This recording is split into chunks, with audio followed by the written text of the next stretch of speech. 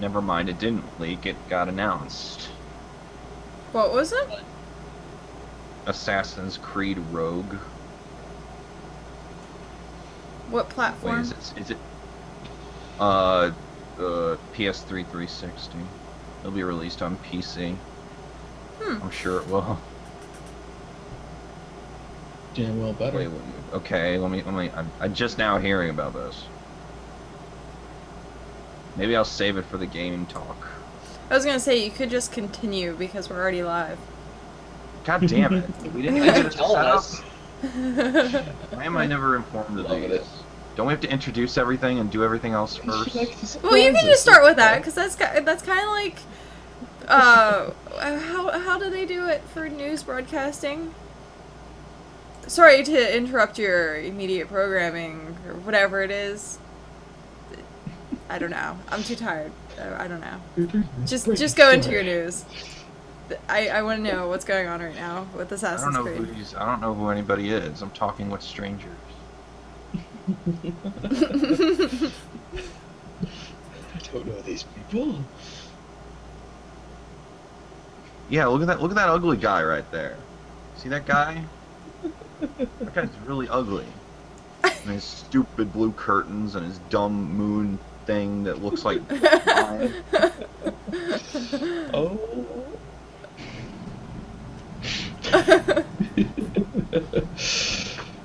Very good. Well, that's awkward. Are you gonna continue with your news? I don't know who you people are. Maybe we should stick to the formula. I forgot who that guy is. Oh, right. He's trying to hint no one introduced themselves. Well, yeah. Cat's too lazy to do it. Or sleepy or whatever, I don't know. I'm far too sleepy today. I need a new bed like crazy. It sucks. Okay, so to stick to the normal formula. Hi guys, and welcome to Slash Chat Podcast. I'm Yirmiel here. And as our normal formula goes, we introduce ourselves and tell you what we've been doing this week.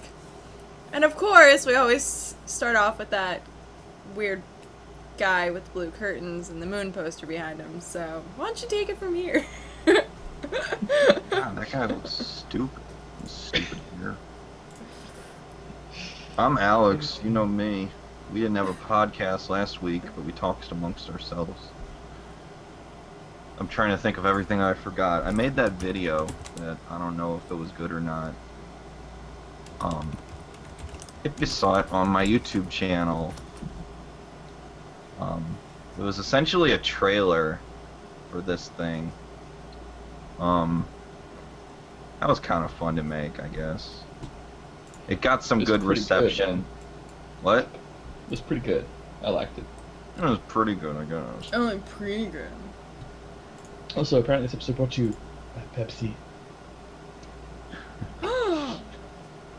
I'm like, if anyone can guess the music I used at the start, then you get an internet cookie. Apparently several people actually knew. Well, No the cookies. ending is pretty easy, but the original one, if you can guess what game it's from, because it's a remix of a game, then you get an internet cookie and you get your name set on the air. So work hard. Actually, I don't know, but So, shall I show it really quick? if you want, wait, what show it? Like the trailer? Yeah. If you want, I mean, I also made that art And for the that's in the thumbnail. interwebs. Oh, okay. It's Well, people can go ahead and not what I wanted. People can go ahead and watch it now, and we can watch it in their own time. There we go. That's the word I was looking for. So here we go.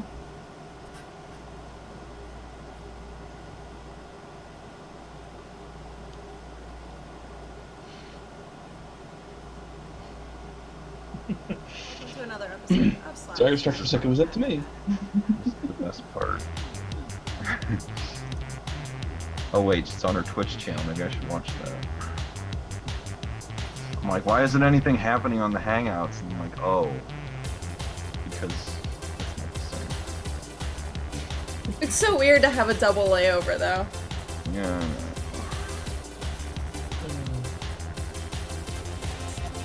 Don't advertise this. I don't care about you, NVIDIA. And by the way, we're not playing Smite.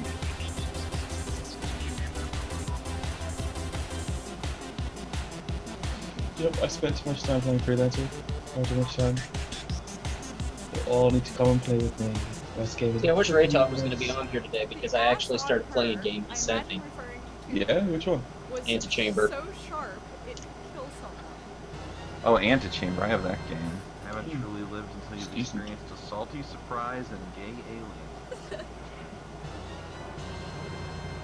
Yes. It's actually pretty difficult. You could Kind of have- proud that I haven't had to Like go vegetables. look up Like any vegetables. solutions yet. For those who haven't figured it out yet, she doesn't like the color of the red. I Which is don't. why I I hate think it. I my hate the color Killed by kangaroo. If you hit one of these things with a car, your car gets fucked and it helps you right. These things are... So you can tell us when the ad's over, right? Or the... What do you call it?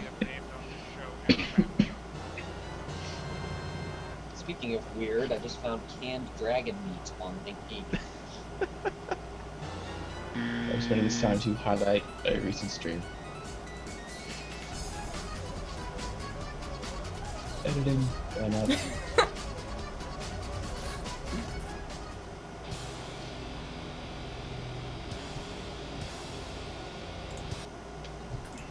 Ah, I paused it. Anytime. SKCD. Woo. As someone who's trying to get back into school, it was especially fun today. Everyone knows this music. Don't really pay attention. Why'd you do that? Why'd you pause it? This is actually not that interesting.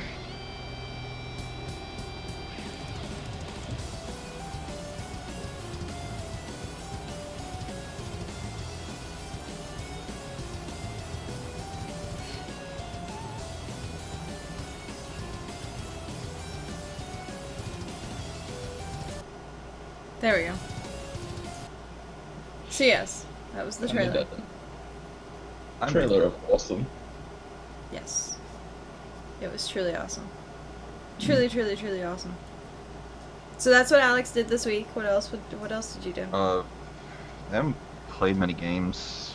I started playing Paper Mario again because I got it as a rewards for the Club Nintendo thing. So I downloaded it and I'm like, I haven't played this in forever, so I started playing it. And it's still really fun. Dug a ton of hours into that. But I've been easing off the I've been watching some anime. I started watching Future Diary. I have no idea why.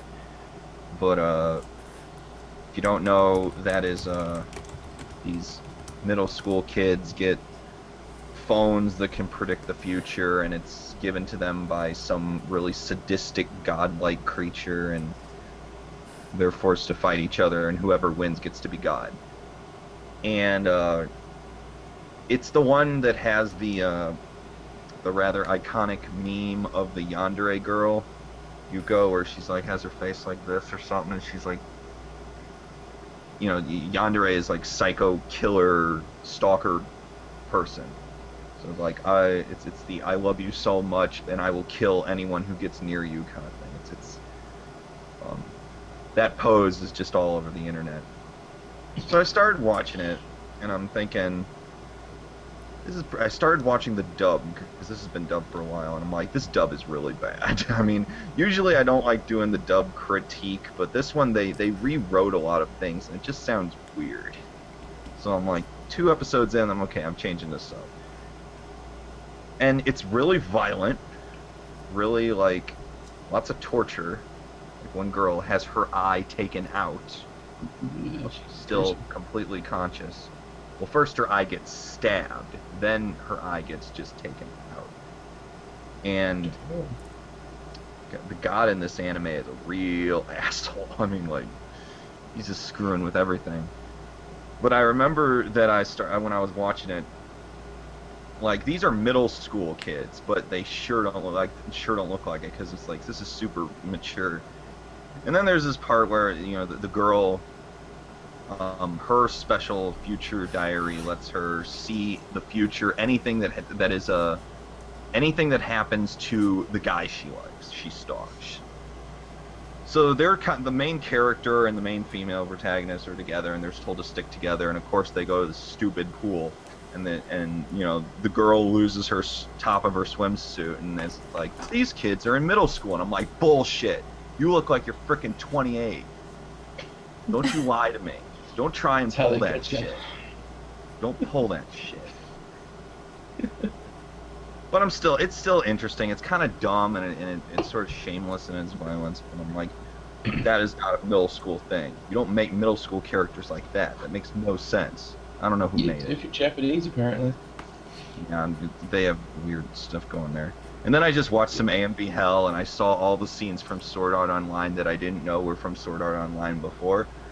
So I started watching that. I just look all over the place on that, and that's really what I've been doing. I can't think of anything else that's important. Who's next? Not me. Cardinal. So what have I been doing? Freelancer. Yes, this week has been kind of awesome, for me anyway.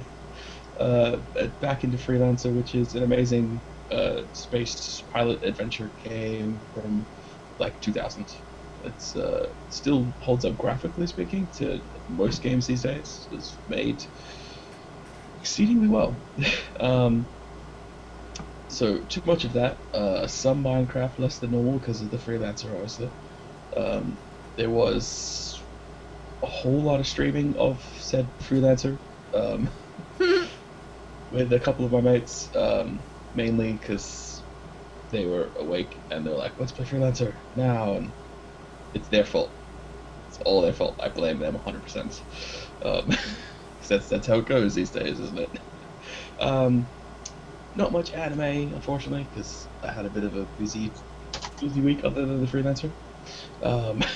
Not much of anything else. I ran a D&D game yesterday for some mates in person. Nice tabletop experience. So not D&D, Pathfinder, but basically the same. That was this was supposed to go for like 3 hours. It went into a 12-hour craziness. Oh wow. Yeah, they were there from 10 in the morning till 10 at night, and we're like, we should probably stop now. So that's what happened. Yeah, that's it for my news. Busy week. Just keeping up with a friend from America who actually came here to Australia. So fun times. Nice. Yeah. Jeremy, what have you been up to? Let's see. Gymnastics camp hadn't happened the last time we actually had podcast had it, or was going on the last time we had podcast. It was happening last time. It was happening, okay, so that got done. Sorry, just saw an ad for something that I really want. Ooh, shiny. It's called a zombie hammer. I'll link it to you in a second. I kind of like the idea. Yeah. Anyway, camp week's finally over. Got done with all that. Had a slight injury to my left arm in the process. The girl grabbed on my arm while I was spotting bars and yanked it right out of joint. That was fun. Apparently we're starting to incorporate some more free running stuff into the gym, even during the girls' team practice, because it'll help with agility and keep them all interested. So I've got to come up with a new curriculum for that for today, because Tuesdays is apparently when we're doing that. Monday, conditioning. Tuesday, parkour. Thursday, Best schedule ever. played a lot of 7 Days to Die. I've kind of gotten to that point where I'm not too worried about zombies anymore, because I'm really deep under the ground and they're having a real hard time finding me at this point. I actually hollowed out a giant cave to start building a house in a giant cave, Nice. because I'm running out of things to do until they add more stuff to the game.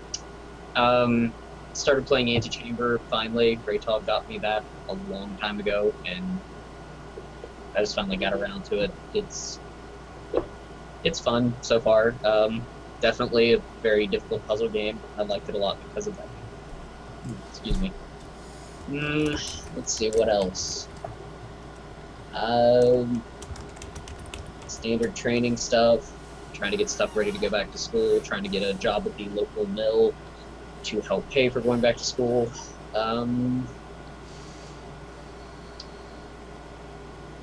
Not really much else. I still have my topics up from last week to talk about because I found out a couple of new interesting things. Everyone's like, skip this. We want to get to the news. We want to get to the things that we missed last week. It's okay. I lead a fairly boring life. I go to work. Virtual shotgun suppressor. I go to work. I do this podcast. I play video games. You know. So, this week, I actually streamed pretty much like 2 12-hour days. And it was awesome.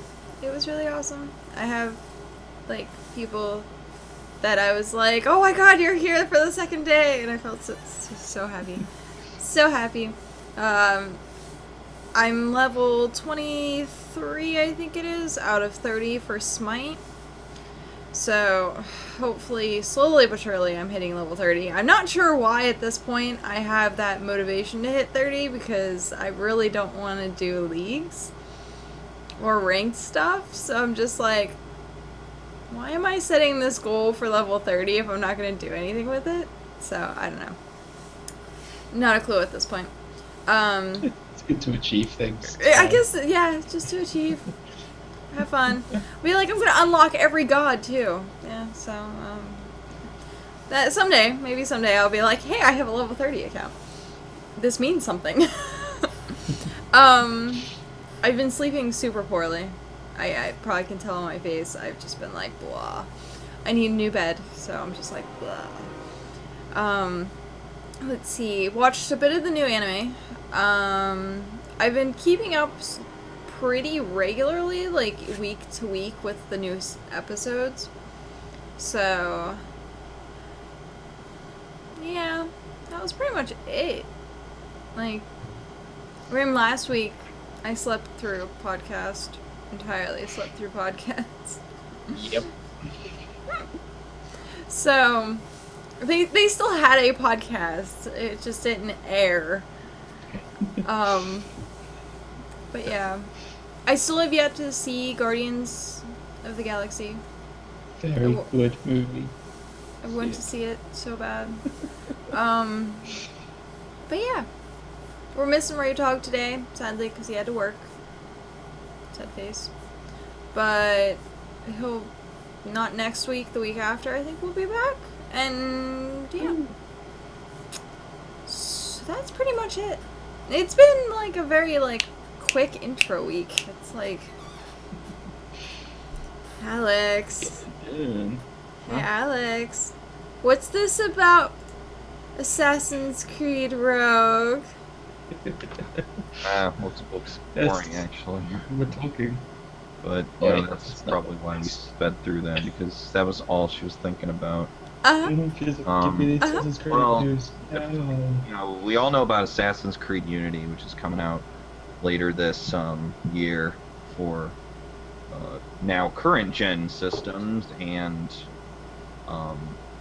PC. And that has this Arno guy, and supposedly, you know, next gen makes it look even better, and you can go in buildings and stuff. Just earlier today, there was a supposed leak of a game called Assassin's Creed Rogue, which is currently set for last gen, which is PS3 and 360. I'm assuming it'll come to PC, but of course Ubisoft treats PC gamers like shit. So it'll probably be some unoptimized garbage like that it usually is. And forced to play on Uplay. Ugh. Hate Uplay. It's dumb. It's really dumb. It's like, Yes. you want to play our games, you have to use our system. I'm like, well, what if I just want to play Far Cry 3 on Steam? Like, nope. Too bad. But this one, Rogue, it says you'll play as Shay Patrick Cormac, a Templar tasked with thinning the assassin's ranks. This is supposedly taking place in the whole Kenway timeline, which started in Assassin's Creed 3. This game, you play as a Templar who's kind of undercover, and this takes place during the 7 Years' War, and it's also going to take place on a lot of places all over the world. So you're going to be on boats again in a ship, and you're kind of going to be around the east coast of the United States, kind of in the Caribbean stuff. And it supposedly is going to cross over with events that happen both in Black Flag and Unity. And this is just, I mean, I understand that as an Assassin's Creed is a very popular franchise for Ubisoft, but they really are bad storytellers at this point. I think that from Revelations onward, we really just haven't been getting good stories from them. And I think just with, now that the focus is off of Desmond Miles, they're just trying, because the thing I like about the Assassin's Creed, this is what I like. It gives them complete access to any time in history. Anytime. The Animus is basically their MacGuffin to just completely change timelines and completely change settings, and that's fine. That's good, because then you get a lot of ideas to use. What I don't like is when they stick to the same type of timeline. Like the Ezio trilogy, you could tell that eventually we're like, okay, we've been in Rome enough. Can we kind of freshen this up a bit? And it's why I'm just not too excited for Unity, because the French Revolution era is, aesthetically, it's a lot like Europe during the Renaissance. I mean, not exactly, but the contrast between, like, the snowy fields of Assassin's Creed 3 and the Holy Land from Assassin's Creed 1, there's a huge difference. But we're kind of playing it in a safe historical era here, and I'm like, okay, why don't we have an Assassin's Creed game in Japan? It would be great. Ninjas are assassins. Make that happen. Have it take place in what else is there? It has to have like cities. I don't know, somewhere in South America. They have a definitive Brazil. architecture. What? Brazil. Yeah. Why not? Because the thing is, Brazilian architecture is a lot different from European architecture to a degree. And there's like foliage changes. And I have a feeling that you can't really do it in Africa, because that would mostly be like I'm assuming a savanna area kind of thing. Or do it in Egypt. Yeah, I'm trying to think of what like ancient Egypt would be. It's all desert, so how are you gonna?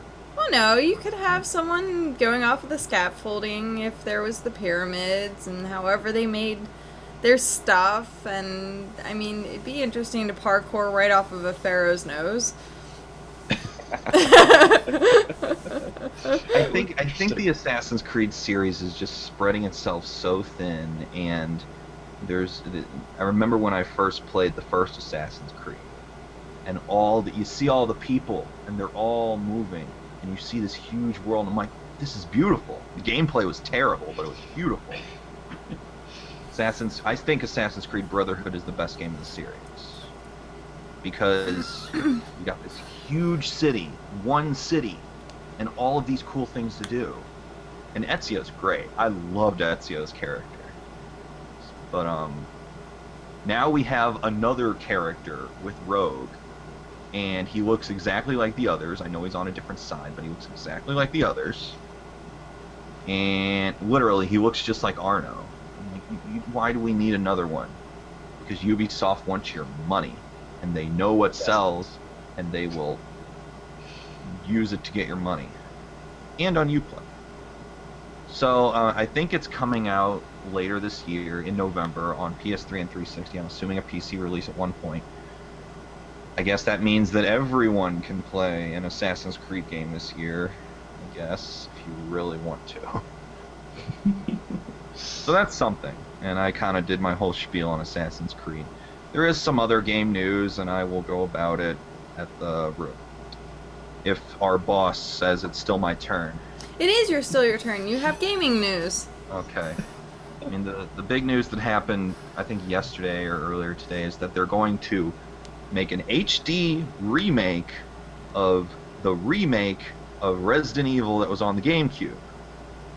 So we have a HD remastering of a remake. And I'm like, Capcom, you just do not know what to do with this franchise, do you? Because Resident Evil has been, the first Resident Evil has been remade and reported so many times that I'm just completely exhausted with it. We got the first one, we got the GameCube remake, which looks great. I mean, that's great. It looks really good. And then we had like a port on Wii, we had a port on the DS, we had all these. I mean, we all know about the first Resident Evil, and now we're getting it for like PlayStation 4, Xbox One, or PC. And why do you, I mean, if Capcom wanted to get people on board again, they would remake Resident Evil 2 or Resident Evil Code Veronica. But since it's, make a new one. well, the new ones are really bad, to be honest. But all of, or just the reason that they're doing this one is because it's cheap. You know, you can HD update a game like that really easily, really quickly, and really financially sound. So remaking 2 or Code Veronica is going to be like, oh, that's hard. It's really hard. And it's not like Capcom's doing much for any of their other franchises. They remake Street Fighter all the time. They're doing nothing with Mega Man. And they have all these franchises. Like, I played Beautiful Joe on my stream on Monday, and we have yet to get another Beautiful Joe game. All of these Capcom franchises are just getting killed off because Capcom just doesn't know what to do with them. So you're going to get Resident Evil HD remastered. I assume it's going to play like the old ones with the tank controls and everything. I'm like, okay. So I'm just thinking that this is a completely unnecessary thing to do. And it's just Capcom trying to rehash the things that they know are good. Because Resident Evil 6 was bad. Resident Evil 5 was an okay action game, but a terrible horror game. And I'm like, Capcom, you just don't know what to do with this franchise. You got the SOCOM guys to make Operation Raccoon City, which was terrible. And I'm just like, and the worst part about how Capcom is using the Resident Evil franchise, they're making it into like a Michael Bay movie. They're all just action Explosion games. porn, what? Exactly, Explosion that's porn. really what Resident Evil 6 was. And there's no horror there, no horror whatsoever. But at the same time, we have all of these independent developers like Frictional and the people who make these indie horror games, and they're scary. They're good scary. Like Amnesia was amazing, and all these AAA developers of these horror games are just completely wrecking it. Same thing with Konami and Silent Hill. And so if you really want Evil on your PlayStation 4, haven't played it yet, now you're gonna be able to get to do it. If you want, I guess. I don't like being critical about this stuff, and I mean the only other thing that I can think of as far as games is that they had the Hyrule Warriors Nintendo Direct last night, and they just announced all this stuff. Like they finally confirmed Ganondorf is going to be playable in the game. And I'm like, we knew he was going to be in the game. Why did it take so long for you to just announce something like this? And, you got Link, you got Zelda, you got Sheik, you got Ganondorf, you got Midna, you got Darunia, the Goron Chief, you got Princess Ruto, Fi from Skyward Sword, you got the Bug Girl from Twilight Princess, you have Impa, who looks really badass now, and you have this new girl named Lana. Oh, and you're also going to get Xanth. You're going to get Xanth from Twilight Princess. You got Xanth from Twilight Princess. You got Girahim from Skyward Sword. You have all these Zelda characters to play as. And, I mean, it looks like a Dynasty Warriors game. I don't think it's going to break any new ground, but it's just kind of this celebration of Zelda. Like, we're just gonna get, we don't care about canon. Canon is bullshit. It's really just an excuse to get all of these characters together again. It's kind of like Final Fantasy VII Advent Children, because there was no point to that story. It was just an excuse to get the cast back together. It was a reunion, which makes sense because that's all they talk about in that movie. Mhm. It's just an excuse to get them back together, and you know what? That's fine. I don't have any problem with that. I don't know why the Bug Girl is from Twilight Princess is a playable character, but whatever. And Ganondorf looks pretty cool. He has like this red anime mane. Yeah. No Wind Waker characters though, which kind of bothers me because I loved Wind Waker. So that's all the game news that I think is important enough. Game news. Woo.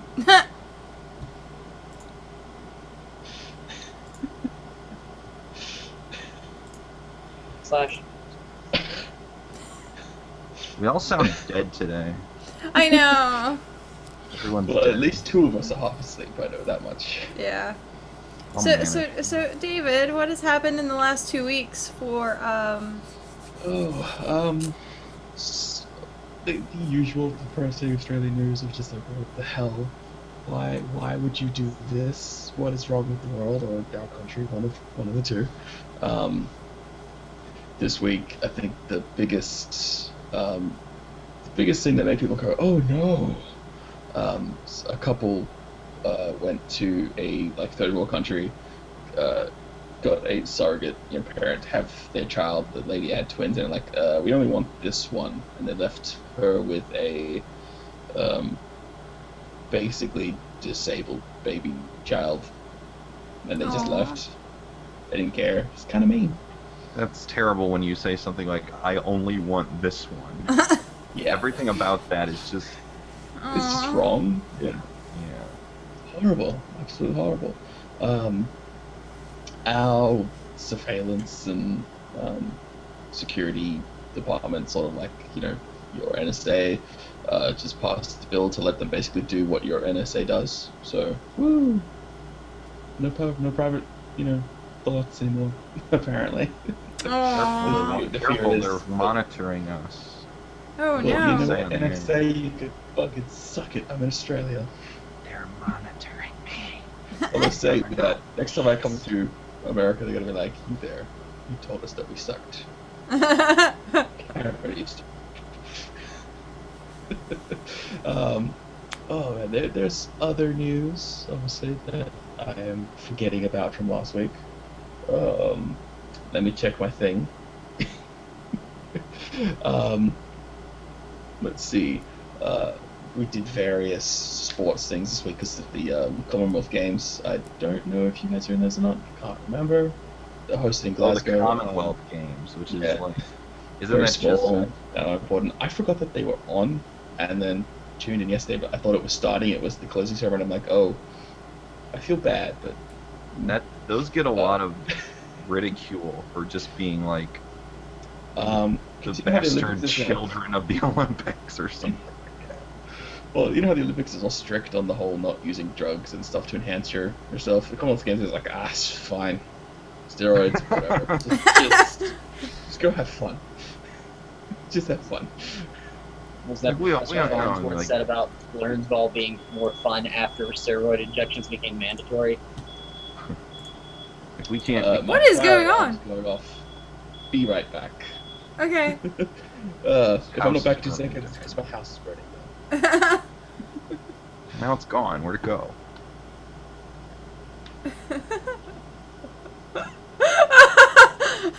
So Next. I ended up with a link to a site I should never have been given. Did you share it with us? Bionicle Concepts. Several things. It was basically just, here are a bunch of sites that have presents for your fellow geeks. And I'm like, oh god, I should not click on this link. I should not click on this link. Clicked on the link. I found like 18 sites of stuff that I want. Dude, they have powered mechanical angel wings. Yep. You know, he could. Oh, sure. Wow, that's expensive. Jesus Christ. Yeah. Note to self: make a set of mechanical angel wings, because that's not all that complicated to do. Dude. And sell it for $1,000. So do you guys think I should get the Spider-Man jacket that I linked you? Let me see. I haven't checked that link yet. That's That really looks not pretty burnt cool, down. actually. That's kind of clever. I like that. I thought this is about they fun. have a Batman jacket I thought about because it's a subtle Batman thing. Well, kind of subtle, not that subtle.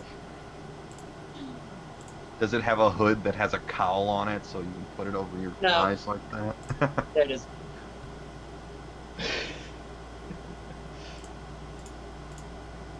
Ah, I got That's a ad little block. subtle. It's a nice Little jacket, bit. just in general. I mean, from a distance, no one's gonna get it, but from up Mhm. close, they're like, oh, Batman. They've Dude, got a the, lot of nice leather jackets on Hero One though, and the prices aren't bad. Mm, Hey, leather is they expensive. they have a jacket, hat,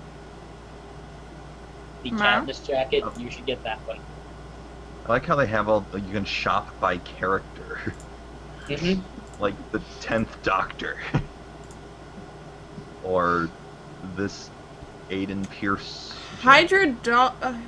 hydraulic armor for boots. What? Hydraulic. What's that? Oh, hey, Hydraulic. they have a Guardians of the Galaxy jacket already. That was quick. And not really. I would have. I What? I'd expect them to have the merchandise printed before the movie is even done. True. I heard that movie was actually pretty good. I It was heard really good. that since it wasn't as serious, it kind of gave off like a Cowboy Bebop vibe. Huh. That's what the Best Friend podcast said. It's it's because a lot of things that happen in space, there's save the planet kind of stuff. What if you just had some cool people and just put them in space and just let them be people? It's interesting. It was. So- it was so pretty good. I just did suggest your- you go see it. Did your house burn down? No, just my toaster.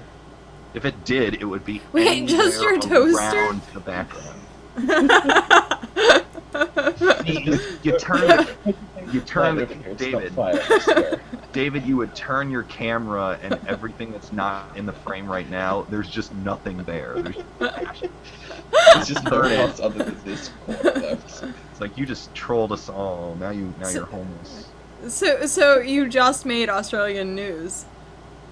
Yep, totally. Yeah. Fire and I don't know what It's not like Australian fire happens here all the time and much more horribly, but whatever. Guy webcams his house being burned. That would make the news, I think. They'd be like, "What is wrong with you?" I'd be one of those people. Look what I'd be this like, "Oh idiot God, I did." want them." Typical Fire Australian. Oh, David. What if like kangaroos broke into his house? Then I think I would be the first one to go. Yeah, you would run. You would run. You I'd just be see a the whole- bunch of because bouncing kangaroos The outside on of the my apartment webcam. block is a fucking bunker. Like, getting through that is insane, and they haven't break into mine. That Kangaroo would be my bunker. reaction. Mine. No. You wake up and there's just suddenly a kangaroo in your bedroom. It's like, what? What are you doing here? If it's big enough, Oh. David could broadcast from the pouch. That would be fun. That would be a big kangaroo. I'm because not getting it. nobody- One of those horrible, disgusting things. Oh, they are not clean. no. I watched some sort of like not web series, but TV show that had what was the guy that does dirty jobs? I can't think of what who. Bear Grylls? No, that's not him. No. The other Mike guy. I Rowe? know who you're talking. Mike Rowe, that's what it was. Yeah. And they were doing kangaroo catching, and I was like, oh my god. Oh, and Cardinal has to deal with those. What? Yeah. They're fucking crazy. They are such a menace that if you go out as far as about Dubbo, the government pays you to shoot them. What? Yeah, because they destroy farms and crops and stuff. But the real question is, are they tasty? Yes, incredibly so. If you cook them correctly, yes, incredibly so. Otherwise, Oh, they're that's just the really way with chewy. anything. Yeah. Very Kangaroo chewy. jerky. Ooh. Not so nice. So it's probably a lot like venison. Probably. Yes. I've never had venison, so I wouldn't know. You've never had Bambi. Nope. Bambi. But I'm looking forward to it. Anyway. Hmm. I'm referring to the animal, not to the stripper. That made me look like a creep now.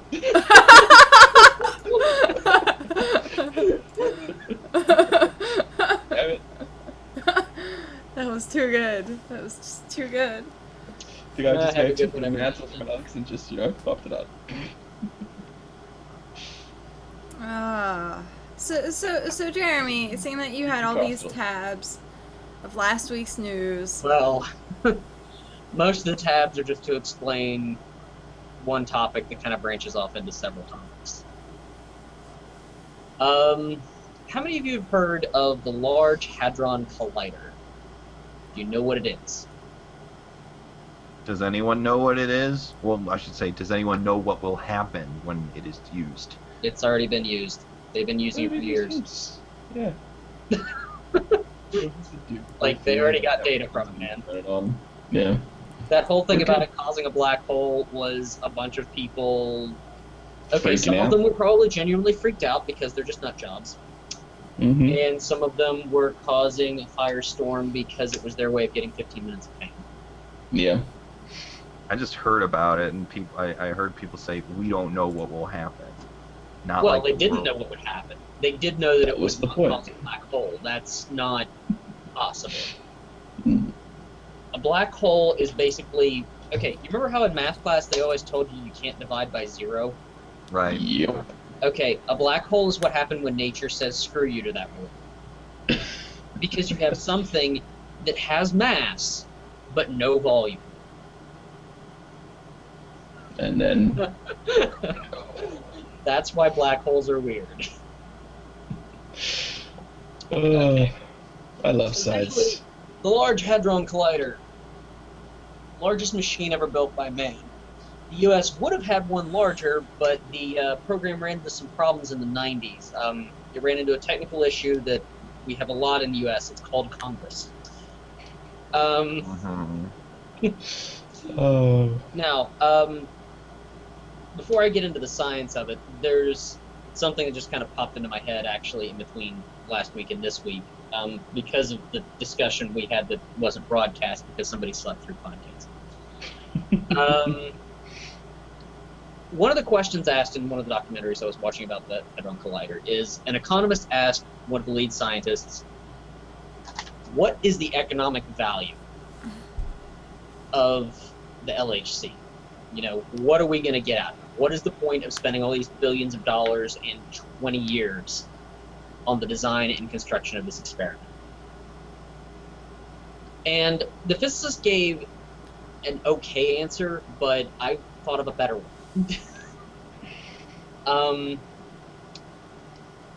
The answer he gave was he doesn't know, because you can never truly predict what the economic impact of any scientific discovery is going to be. One of the examples he gave is radio waves. When they first discovered radio waves, they didn't call them radio waves because what's a radio? They didn't exist before then. And radio waves have become kind of important. Same thing with Kinda. Same thing with X-rays, MRI systems. All of these were technologies that we weren't really sure would be useful for anything. And now, for those of us who are in the first world and not the third world, it's kind of hard to imagine living without some of those things. But another thing that came about because of the Large Hadron Collider project is, okay, most you're all younger than me, and I can't remember exactly how much younger. So, do any of you remember the world without the internet? I kind of do. Barely, but yes. Barely? Okay. Because the internet didn't exist for about the first 10 years of my life, not in any form you would recognize now. And even after that, I lived in southern West Virginia. We didn't exactly get, technology until later on. Now, in America, a lot of the seeds for the internet were because of the Department of Defense and NASA. Yep. In Europe, the original TCP/IP internet protocols that were set up and were used for the accelerator control systems at CERN, i.e., where they built the Large Hadron Collider. So essentially, just as in the US, we have the Department of Defense and NASA to thank for the internet, in Europe, they have basically the Large Hadron Collider and its precursor programs to thank for the setup of the internet. And the last time I looked it up, they thought that the internet was going to do about $1 trillion worth of commerce, profit-wise, within the next year. So what's the economic impact of us having to build these extremely large, complicated scientific pieces of equipment? The internet. You're welcome for the porn. But seriously, some of the internet structure that exists today wouldn't exist if they hadn't had to build the Large Hadron Collider. Because it is a gigantic machine.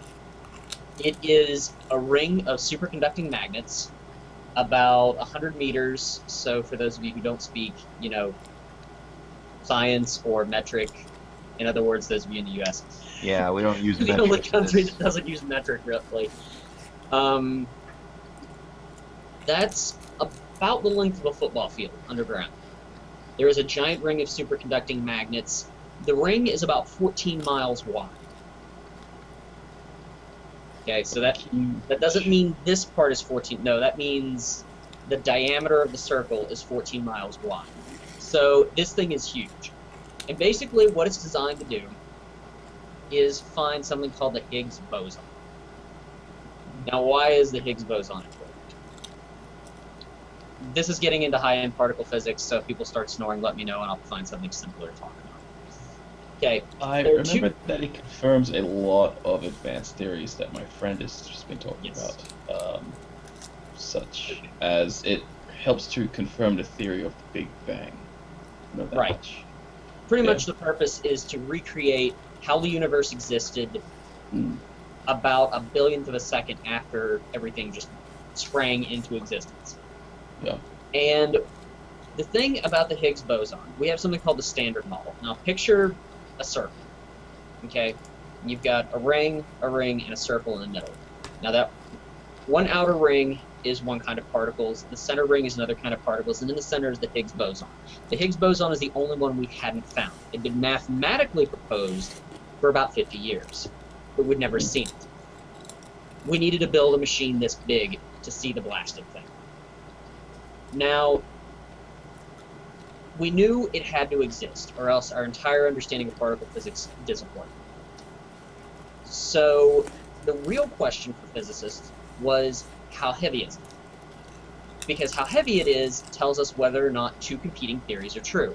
Whether this supersymmetry or multiverse. And I don't mean like how Marvel deals with multiverse, because it's a little more boring, but oddly enough, a little bit easier to understand and follow. Easier Not you, but sometimes the multiverse stuff they do in comic books is hard for me to follow, and I'm a physicist. Anyway, okay, so supersymmetry basically is... I'm oversimplifying it a little bit, because otherwise this is going to take 3 hours. And I only have like another 10 minutes, so... Simplification is good. Also, it gets really boring unless you like math.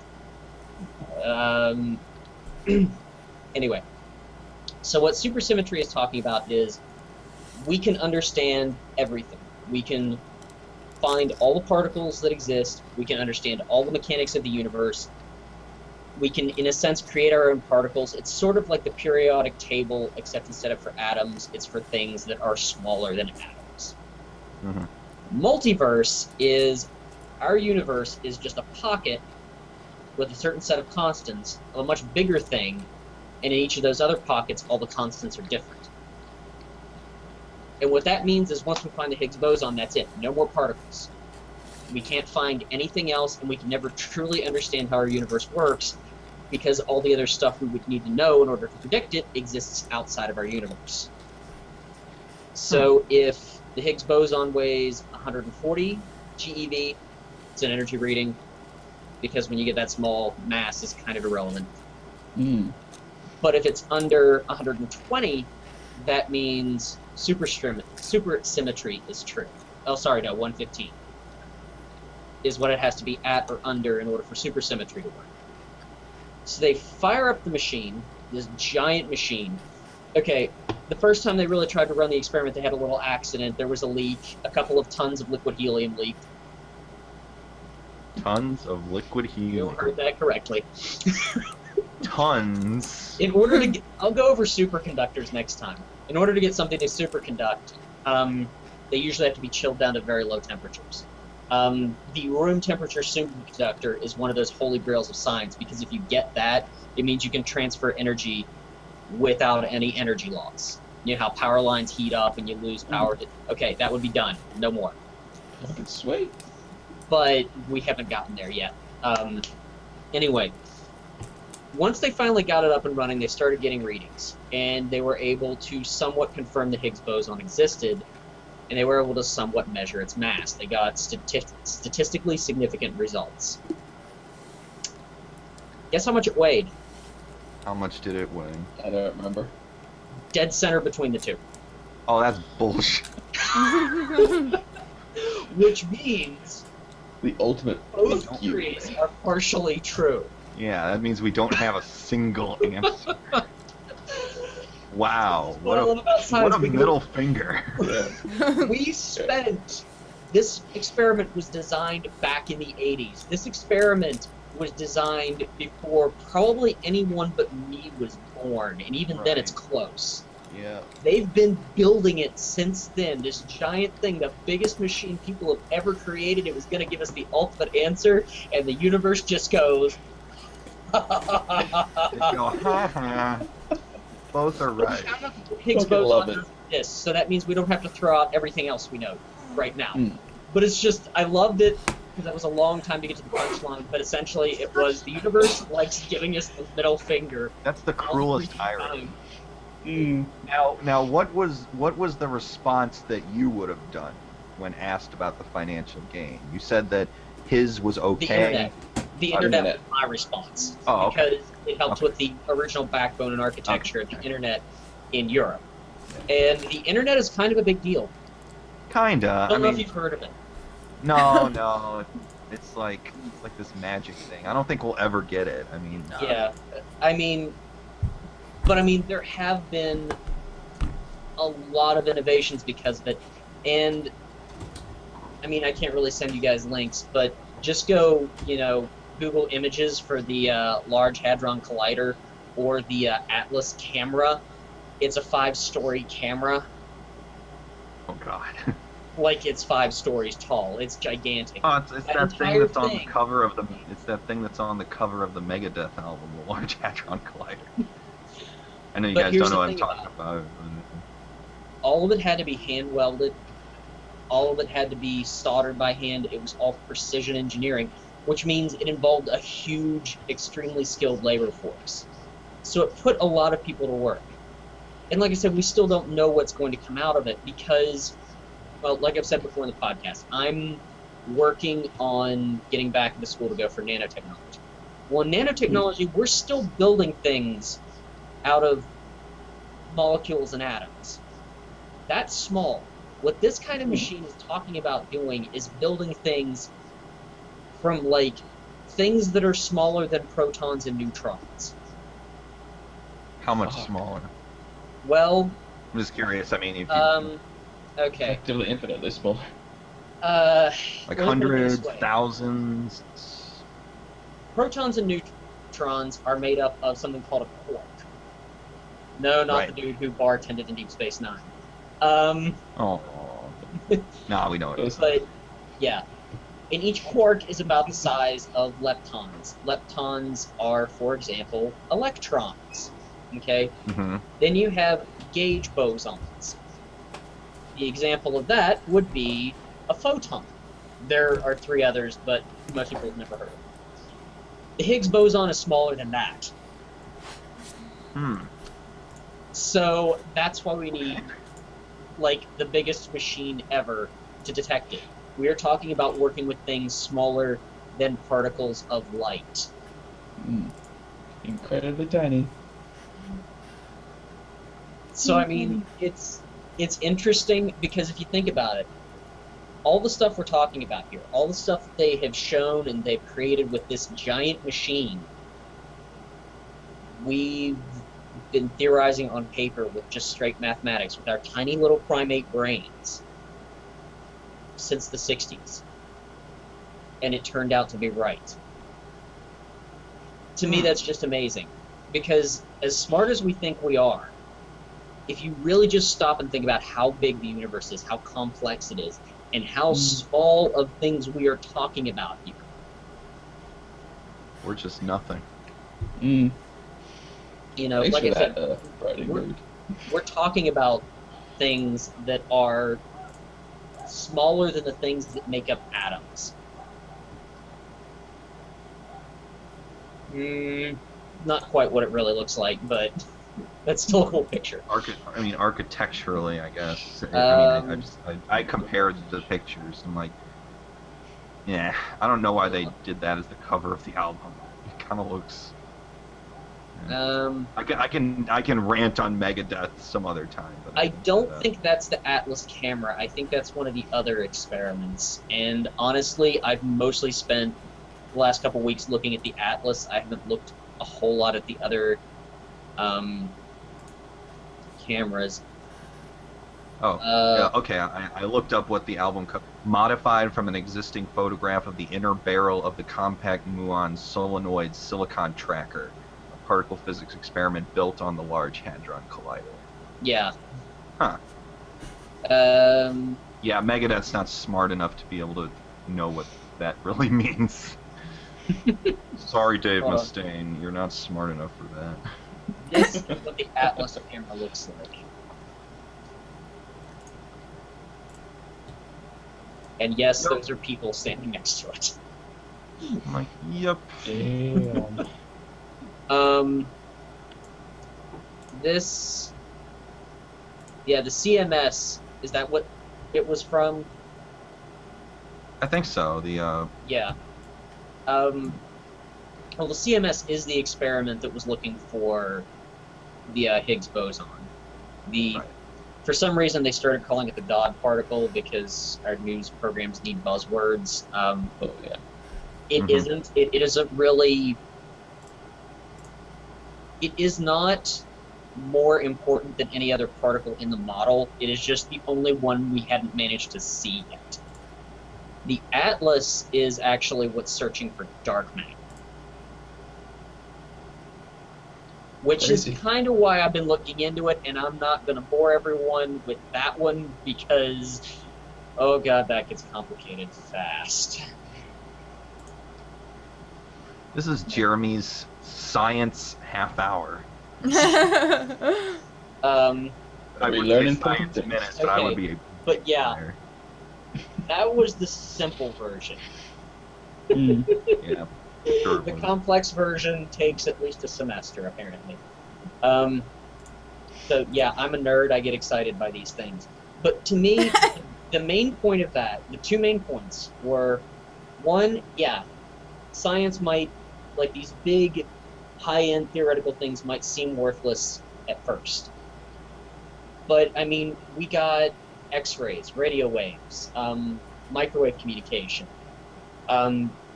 GPS came about because of atomic clocks. Okay, we built a clock that uses the decay of a radioactive isotope. When they built that, I'm sure they weren't really figuring out, you know, hey, we're going to use this for GPS. They really were just trying to build the best clock they could possibly build.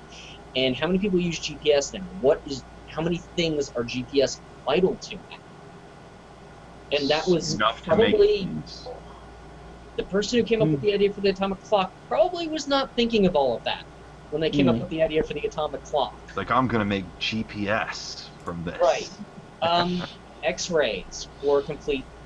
There's just so much in science where we never know what's going to be the next big thing for mankind. What's really going to open up a lot of possibilities. So I think limiting research to what is immediately profitable is a hindrance. Again, going back to nanotechnology. I came up with an idea of a way to make nanotubes a lot cheaper. Given the research I've looked at, I'm pretty sure I am not the first person to come up with this idea. I'm pretty sure at least 3 other papers I've read, someone has done the exact same thing. But they're not publishing their method because you can make, in the course of months, millions from these kinds of experiments. So because the money is such a factor, the science isn't getting done. The other point is just humans, as limited as we are, if we are willing to put in the time, we don't have limitations. This experiment and the math behind it was conceived by a couple of guys with not even calculators, okay? When they came up with this, calculators didn't exist. They used something called a slide rule. Go Google that, because even I have never used a damn slide rule, okay? They didn't have calculators. They didn't have computers. They had a slide rule, paper, pencils, and their brains. And they figured out something so complex. It took us building not only the largest machine ever built, but a machine so large. How many different things would you have to combine to even come close to the magnitude of what this thing is? And they were right. 50 years later, they were right. I mean, says something about That's humans. the ultimate I told you so. Yes, Oh, yeah. the ultimate I told you so from humans, followed by the ultimate middle finger from the universe. That's why, it's kind of like people, when you get into this area of physics, start debating about, whether it's all just random or whether, there is some sort of intelligent design behind it. And if there is some sort of intelligent design, that intelligence is apparently a giant troll. Yup. Because every time we're like, we got it, we're this close to the answer, we're this close to the answer. No. Here's this whole thing of things that you never even knew about. Have fun pondering this for the next century. Oh, God.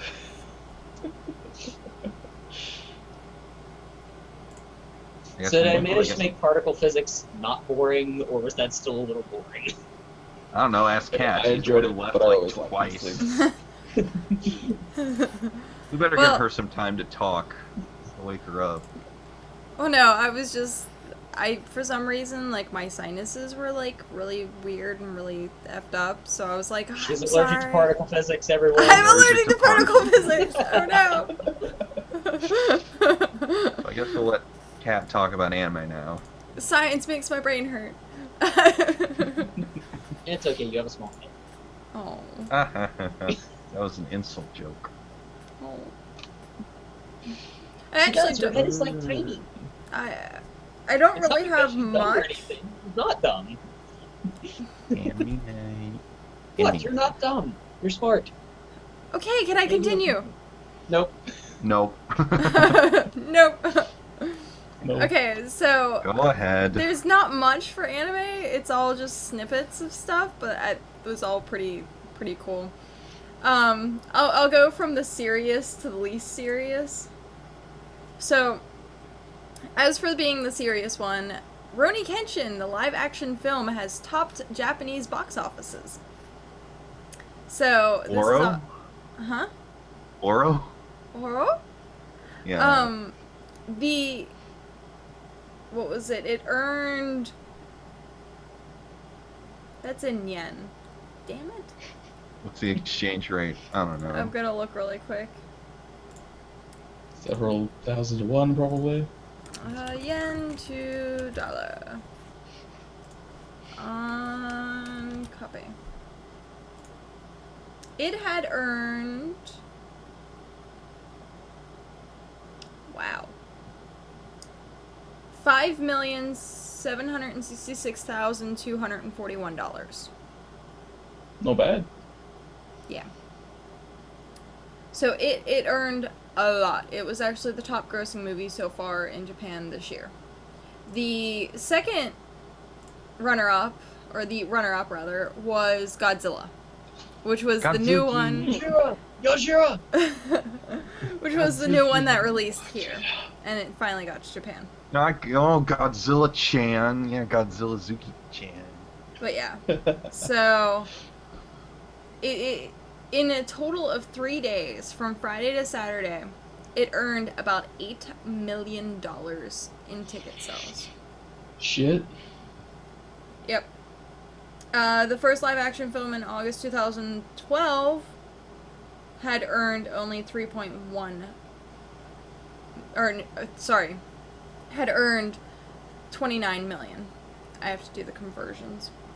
But yeah, I'm not sure which one that was, that actually, the first live action. I'll have to go look that up later. But yeah. So, Rurouni Kenshin, totally a thing, and I can't wait for it to be over here. There's an awesome trailer for it.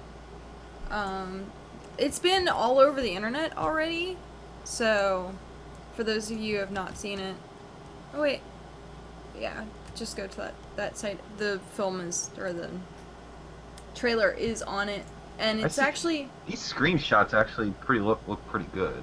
Yeah, I mean, it looks like it's based off of the actual anime and not Samurai X, which looks pretty cool. I'm seeing all this news, but I'm gonna let you do your part first. All this news that's interesting. Jesus. So yeah, that was awesome, Rurouni Kenshin. Awesome. Second thing, Digimon Adventure is getting a sequel. Oh my god, I heard about that. Yep. They're getting a sequel. Yes. So another thing of Digimon. Apparently it's the 15th anniversary. So, I mean, they had to do something. I guess. Something, maybe? Oh. I don't know. But yeah, it's going back. It's gonna feature a 17-year-old Tai. So, which is good because I think he was the only character that I actually liked out of the entire series. So, based on that, we now have, apparently, Attack on Titan has done something to give us a new piece of pop culture, apparently, because the way that Attack on Titan, like the poster, like the picture you see with him like looking up at the wall and the Titan coming over the wall, like has become one of those things where you look at a movie poster and they all have the same kind of layout. I know. Yeah. Mm-hmm. Apparently, the new Hobbit, The Battle of the Five Armies, has an identical template to Attack on Titan. Identical. So, it has, like... I'm gonna link this for you guys and then show it to stream. But it literally has an identical, like, template. So... Yeah, I don't know. It doesn't look identical because that's not really a wall. But it's But the I mean, the placement cityscape. between the characters is similar, but the implication doesn't look the same, Mm. in my opinion, because the wall in Attack on Titan, you know, you can't see what's on the other side except what is climbing over. Well, yeah, but I mean, template-wise, you have the cityscape, you have the character that is turned around, you have the object of fear coming from the distance. I mean, the only thing that isn't there is the wall. That is it. That is This is my it. my media criticism, Truman State communication student alumni talking right now. So. But yeah, apparently it's a pop culture reference, though, Mm. to have that set up like that. You should get a Attack on Titan burger. Titan Burger? This is the Attack on Titan burger that they're actually selling in Japan. Okay. I have to see What? this. That's a real thing they're selling. And this is what it really looks like when you actually get it. Ugh. Oh, Ew. doesn't that just make your mouth water? I think I just got a Doesn't heart that make attack your on arteries? looking at that. Doesn't that make your Uh. arteries scream for mercy? I think That- I just got And a you heart can also attack. get it with on that. fries. Ugh. You can also get it with fries. This huge That was- bucket of fries. A bucket. Who could eat that? That's just. Japan, thank Japanese people who care about anime more than they do about their life Personal expectancy. health and safety. Yeah. Holy shit. Ew. So, I'm looking hot about looking at it. Yokohama had a Pikachu invasion. I don't know how many of you have heard about this. That picture's terrifying. There's so many, like, so many Pikachus. And they're all, like, mascot suits. It's not, like, just here, have a figure. No, like, they're actual mascot suits. And they dance around and they talk and do weird things. But, yeah, it's a thing. Like, It's scary. it's a thing. But apparently, was it some sort of celebration? Like, did Pikachu have, like, a birthday or something? Pikachu's 'Cause- let me see. It's between August 9th and 17th. I don't think there was a point. I think someone just said, bring in the Pikachu. The event also ties with this summer's Pokemon the movie. Yeah. Something and the Cocoon of Destruction. So, I don't know. Okay. Not quite sure. But there was just a crap ton of Pikachus. Pikachu. And they were doing synchronized dancing at one point. So, apparently, This army. So I'm just laughing at the title of it. It has, what, in Australia, a very derogatory word in it.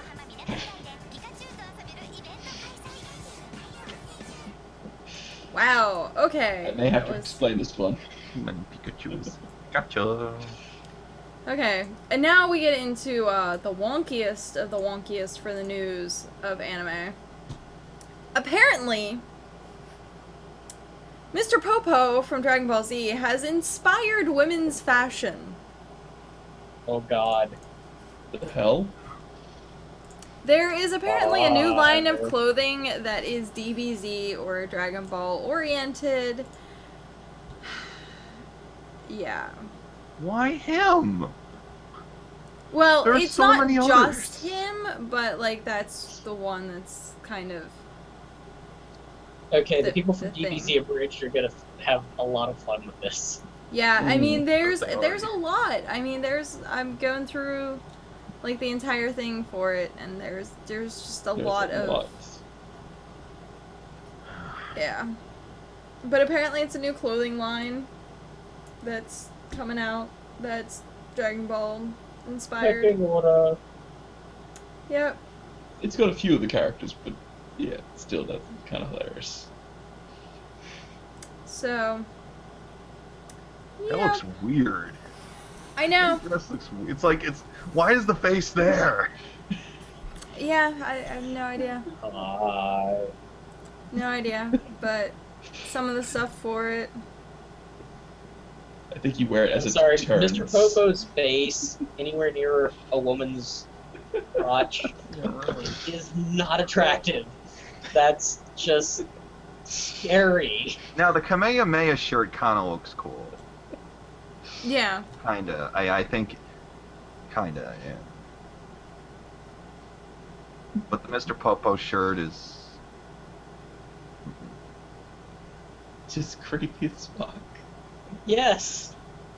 Like the Mr. Roshi. The Mr. Roshi shirt's kind of funny. Just, If I saw someone walking around in that, I'd be like, just nosebleed Master Roshi on your shirt. Jesus, Japan, you're just. oh. You're killing me. They should have a. They should have a shirt with Goku's mother. They have like a sweater that has everyone on it. No. Speaking of Dragon Ball Z, did you guys go see that movie? What one? Battle of the Gods. Nah, Josh couldn't make it, so he had to work. You should have He had seen to it. work. Like, You should have gone and seen it Shit. anyway. But yeah, so that was kind of my weird anime news. It was definitely when I was going through and was like looking at stuff, I was like, what? This is just gonna be super weird. Super weird. But I really can't wait to see if someone like subs the Rurouni Kenshin movie. I really, really, really, really, really want to see that. So, but yeah. So what was your news that you just found? Alex? for me, Alex. Did you I was just looking around on the Anime News Network, and I see all bunch of stories. I'm trying to find the ones I lost them. I was gonna say there was a crap Well, I mean, ton. like Toradora finally got dubbed. I mean, I'm kind of surprised it took them that long to dub it. I'm probably not going to watch the dub yet because I started the sub and I just went for the sake of consistency. Oh God, Senran Kagura. I'm not talking about that. English clips of Battle of the Gods, Attack on Titan, season 2. I did not know that they're making another Ghost in the Shell anime. Yes. That's pretty interesting because Good. that was a really slow burn for me. At first, I'm like, yeah, this is kind of boring, and then I'm watching. I'm like, I kind of dig these characters. They're all really interesting characters. Yeah, I see the screenshot from the Kenshin one. Looks pretty cool, actually.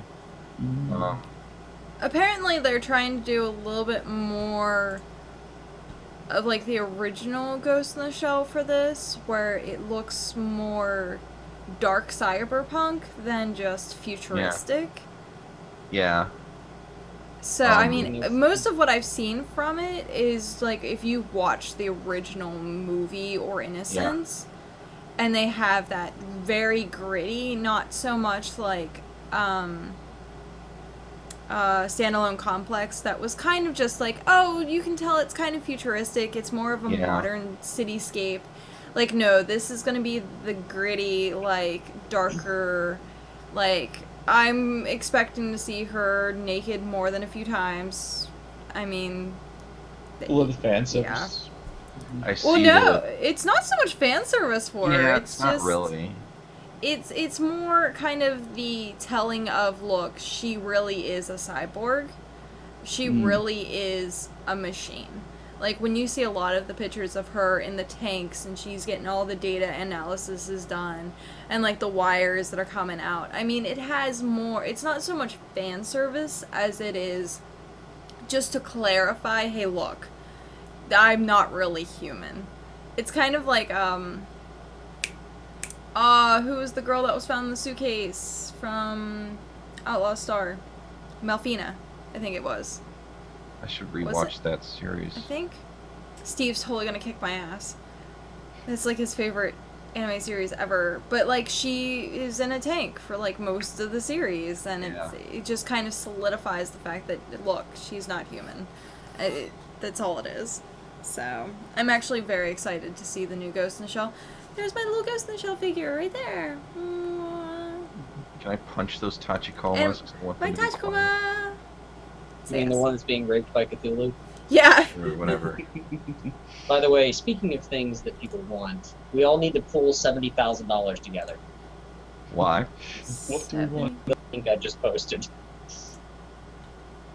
What? Dun, dun, dun, dun, dun, dun. Rental fee per day. 1,500, yeah. That's why I said we just need to buy the damn thing. Then we Yeah, can do it's our like own this- shows and charge our own $1,500 a day rentals. He can be in the same car that Brett Michaels, Dan Aykroyd, friends with Michael J. Fox, and all these other people have been in.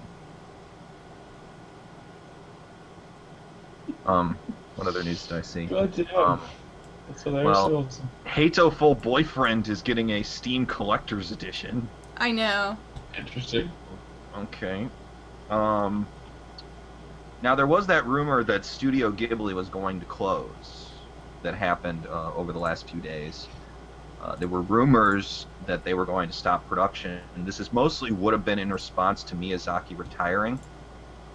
Because Miyazaki didn't want to make any more feature films. He would still be involved, but he wouldn't be making feature films. So the rumor was that Studio Ghibli was going to close. Then the rumor said, no, they're just going to stop making feature films. And then they said, wait, that's kind of closing. But I think the general consensus, and of course this is still very, very speculative, is that they're still around and they're just going to change their focus since Miyazaki left. So at the end of the day, it really doesn't mean anything. It really is just the company refocusing after the changes.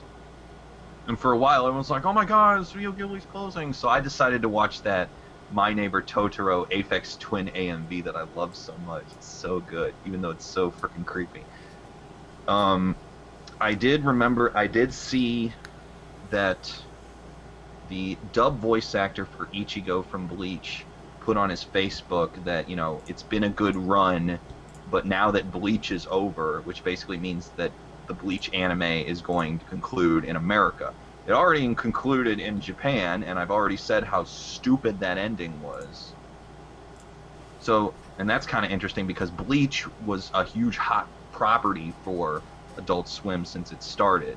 Because it was one of those, shonen things that everyone... But at first I'm like, well, what are they going to do now that Bleach is going to end? What's Toonami going to do? And then I realized they have Naruto Shippuden, they have Attack on Titan, they have Space Dandy, they have Blue Exorcist. I think they're going to be okay. And they're going to get an uncut dub of Dragon Ball Z Kai later this year.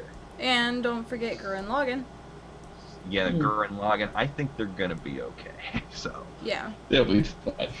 I And was I'm gonna like- say, there's been tweets all over about how Toonami's going under and how they're having all these problems and all these issues, and I'm like, what? Like, okay, so Toonami wants to kind of take it back to originally how Toonami was, because Toonami was just hey, is America interested in this stuff? Like, we're gonna show some stuff that's not a typical cartoon or a typical series that people might watch in everyday life. And, like, a lot of people, they're, like, really asking for feedback. There was a Twitter thing that had, like, their emails and their, P.O. boxes being like, send us what you think.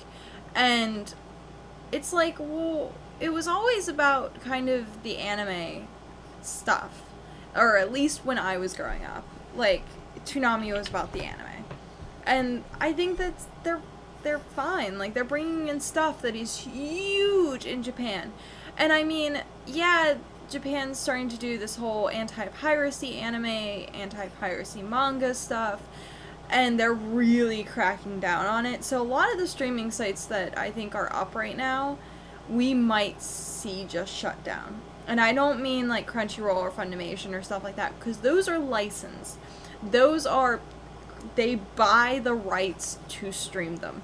I mean purely just like Anime Freak, who just takes all the stuff. And I mean, I can see them going down. And once that goes down, Toonami is just going to skyrocket. Because there's not many people, surprisingly enough, that really knows how to stream.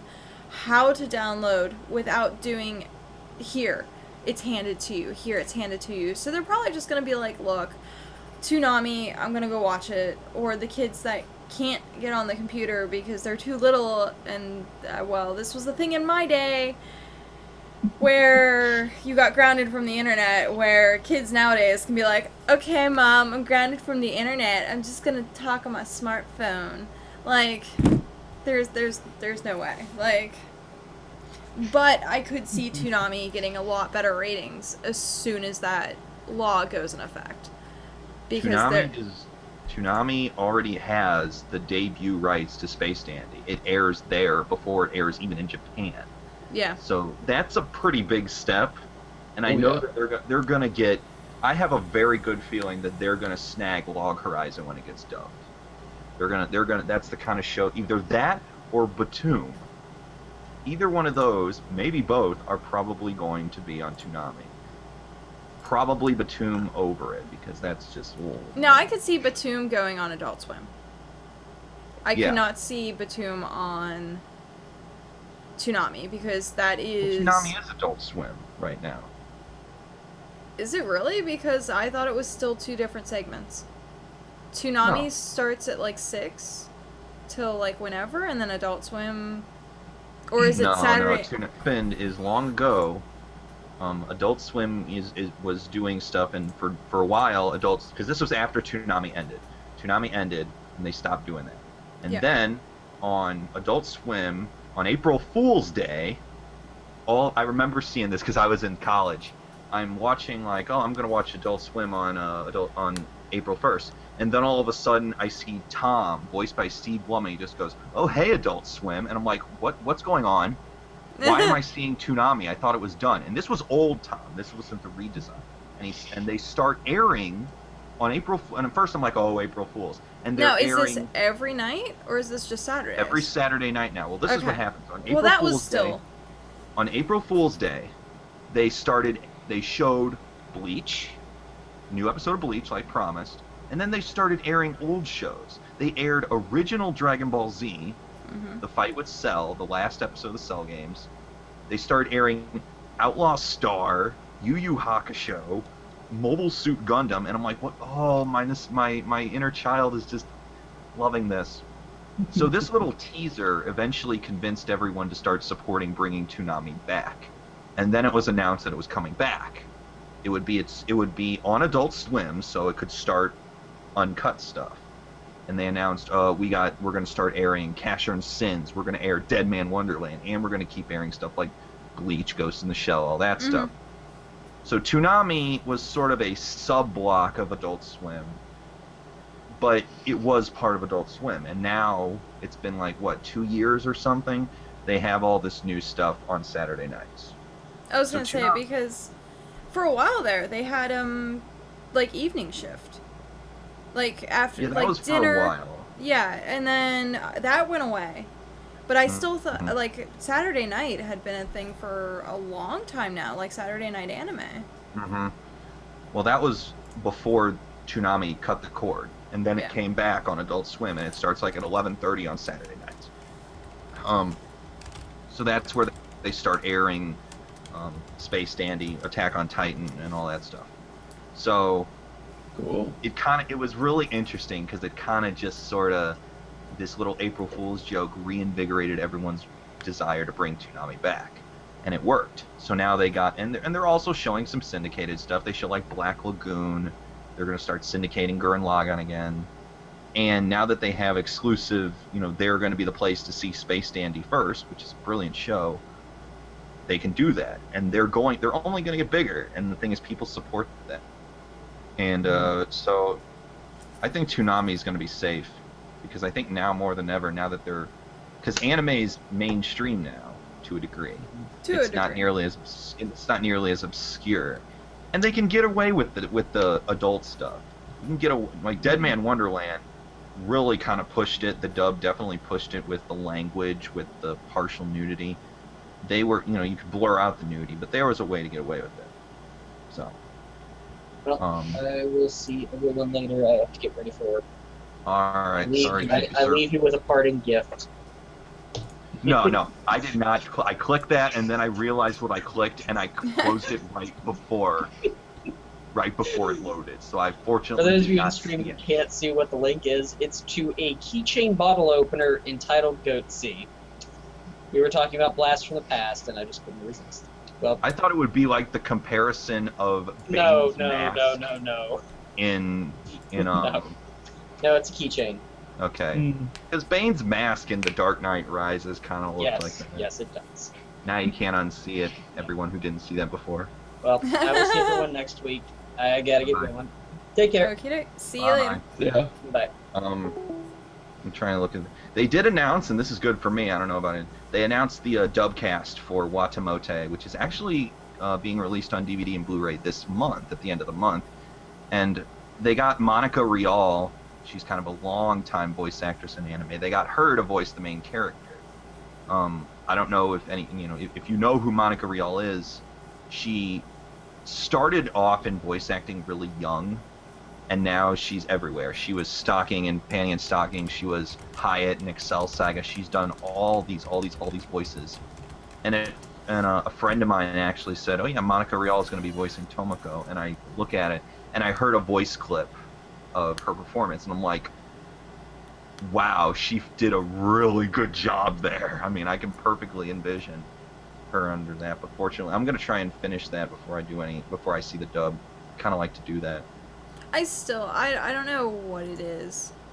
I really just don't enjoy dubs. That's fine. Good ones or not, like, I'm just like, every single time I watch a dub of an anime, I'm just like, why? But I think I've really just spoiled myself because I've watched so much that is subbed, and that Oh yeah, and is good if you subbed. watch if you watch a dub and then the same thing subbed, the story almost changes completely sometimes. It's Yeah. Yeah, I think that it's You can make okay most to of the like dub. subs more than dubs, but Yeah. I hear people say all dubs suck. They're always terrible, and I'm like, no, they're not. No. always bad. A lot of I people mean, like saying, That's what I listen grew to the up Full on. Metal Alchemist dub. That's a good dub. Yeah. I mean, I grew up on dubs. That's how I got my anime. Yeah. Hence what we were talking about with Toonami and Adult Swim. Mm. Like, I'm used to dubbed. However, like, from getting into anime as deep as I have, a lot of what is dubbed is like, okay, well, I can see what it truly is. Like, it's either good Yeah. or it's kind of just like, I get the gist of it, but where's the story? Because obviously Yeah. I know there's underlying plot lines here that you guys are skipping over because it does not fit with your envision of what the dub is. And there's some animes actually that I can't watch subbed. That I can't sit down and be like, because there's something ingrained in my head that goes, I have sat here and watched this in dubbed so much. Ghost in the Shell being the one. Standalone Complex. I've watched Cowboy Bebop. I've watched It's Dragon so Ball Z much. for me. I cannot That- listen to Goku's original Japanese Right. voice acting. It sounds So, I so mean, prepubescent. There's just something there that is like, I've watched this, like, this is what the first thing I've seen is. And actually, weirdly enough, Triple X Holic, when I watched the anime and it being in subbed, it had so much intricacy, like so much detail, so much of a great story based on these Japanese folklores. And when they went to dubbed, they tried their best to keep with that. But it was still like that 1% where I knew the story well enough that I was just like, why didn't they bring this up? Like, Watanuki did not think it was this. He thought it was this. And what he thought originally made more sense. Like, but we don't have that particular spirit or thing in our mythology that no one would know what it was. But for Japanese folklore, I'm like, I know what that is. Like, I've seen this, and I know what the Oni is. And people are just like, oh, they're demons. And I'm like, oh, why? And I think that, I mean, anytime someone says the dubs are always bad, I'm like, have you seen the original DBZ dub? I think we've come a long way since I see their parachutes. And I'm like, no, those guys are dead.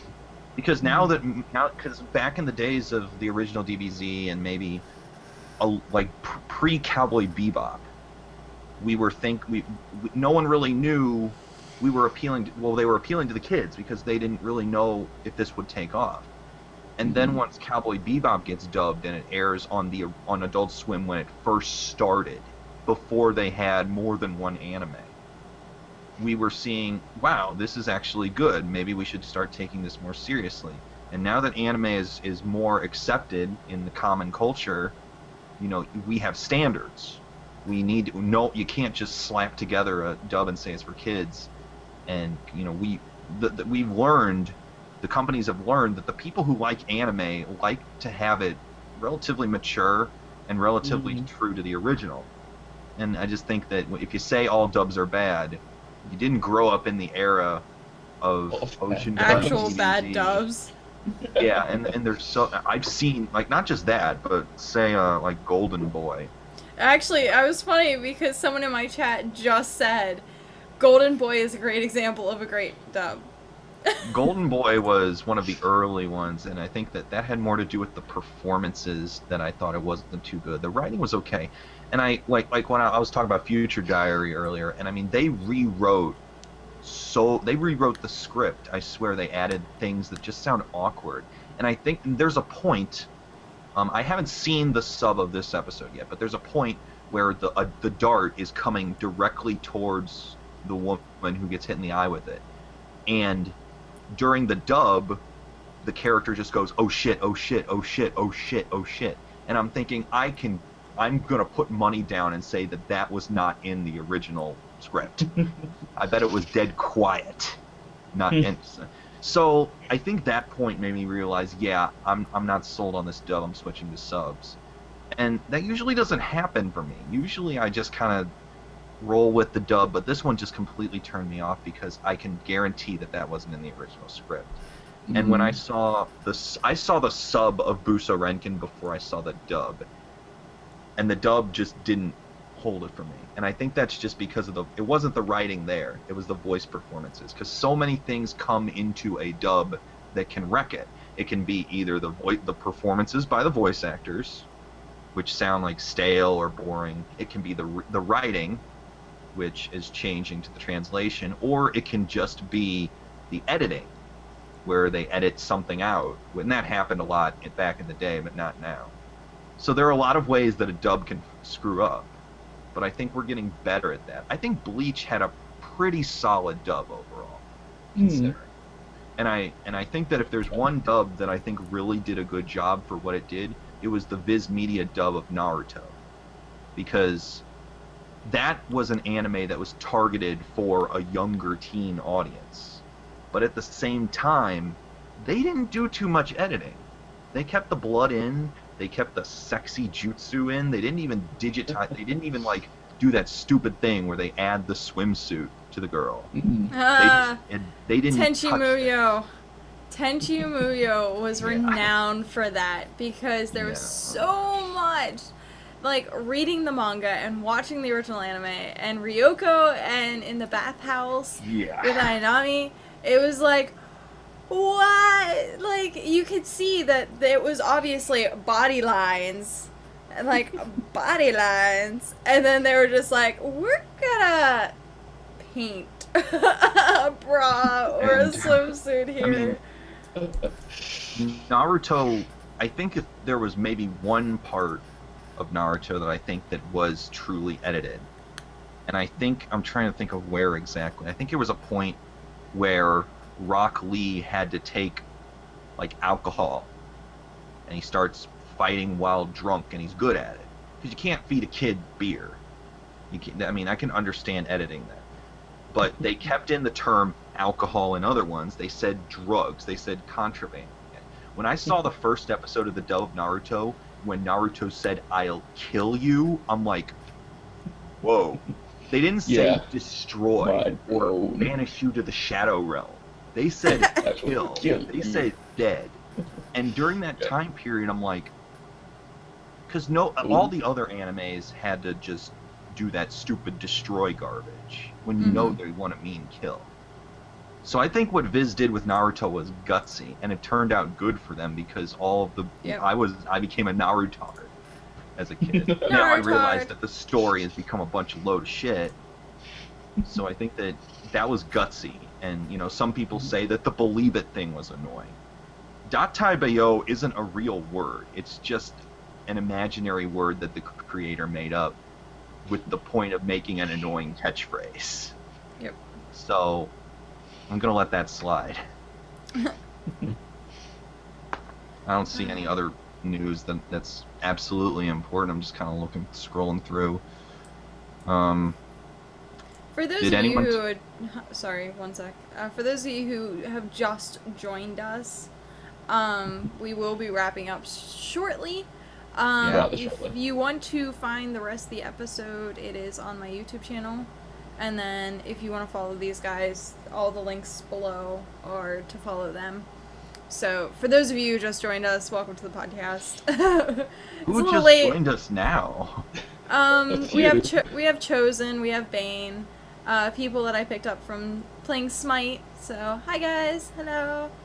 But they're not our normal podcast viewers, not our normal. They will so- be soon. They will be soon. I guess have you seen the new Sword Art Online? I haven't even started the second series. Oh I'm my hearing god. nothing No, but bad I want to news watch the about second it. series. Wait. So I posted a tweet that apparently blew up because Yeah. okay, so I didn't realize. Okay. I tweeted that apparently Sword Art Online truly does show that girls get better treatment in MMOs. And so I tweeted this, and only one person had, like, retweeted or favorited it and stuff like that. Yeah. But then I found my tweet on someone's blog about And what Sword did Art they- Online. what did they- like a blog Awesome. or like a Tumblr? Like a blog? No, it was an actual blog. Like, it was a blog Well, website. what did they have to say about it? No, it was just like they were talking about Sword Art Online in the newest episode, and I guess they went through like all the tweets and they were like showing like what people thought of it. And mine was on there that was like, oh, well, it truly does like show that girls get better Yeah. treatment. And it was great because I like went, why didn't you just favorite this? Why didn't you just retweet this? Because then they just stole like the snippet. They I'm did like, a screen cap, yeah. yeah, damn it. But okay, so this new series, new season of Sword Art Online, we finally got into the game. Like, we are on, I think, episode, what is it, 5 or 6 Like now? 5 or something. I'm I gonna. don't care if you spoil it. I'm probably just gonna slow on that one. Well, it's nothing really to like spoil, It but doesn't sound like it's Okay, a good second. we're on episode 5. That's what we're Okay. on. So literally like 2 episodes ago, we just got into the game, and it had such a slow build up when it came down to actually this second season that I'm just like, what is going on? And by the way, for those of you who want to see like Asuna, you null and void in this because I don't think I've seen her all but twice. And she's not even in Gun Gale Online. So, but the best part about this new season is the fact that, yes, Kirito looks like he is a girl. And it is so, like, patronized in the game itself. Like, there's guys that are like, hey, babe, what's up? Are you serious? No, dead serious. They think he's a girl? Serious. Everyone thinks he's a girl, including the new, Sino? I want to call her Simon, because that's what her name looks like. But the new blue-haired girl with the sniper rifle. Yeah. She sniper literally, for the first episode that she met Kirito, thought he was a girl. And in this Oh my latest God. episode, he has, it's so great. It's so great because they're like getting ready for the tournament. And she's like girl. Great, this undressing. tournament. She's undressing and she's in bra and panties. Oh, And great. then she's like, are you not gonna change? And he's like, pulls up his screen and puts his head down and shows her the screen. And it says Kirito. male. Wait, Up he until- shows her like his status or something? like his player screen, yeah. okay. Yeah. And it shows that he's male, and she's just like, what? And like slaps him, and then you see like the red mark on his face where she slapped him, but it's all digitalized because I mean he actually took damage in the game from this apparently. Right. It's hilarious. So yes, they knew that he was a female character like going into this anime, and they played it up. They like truly just played up the crossplay of it. That's not a joke. That's like cultural commentary. Yeah.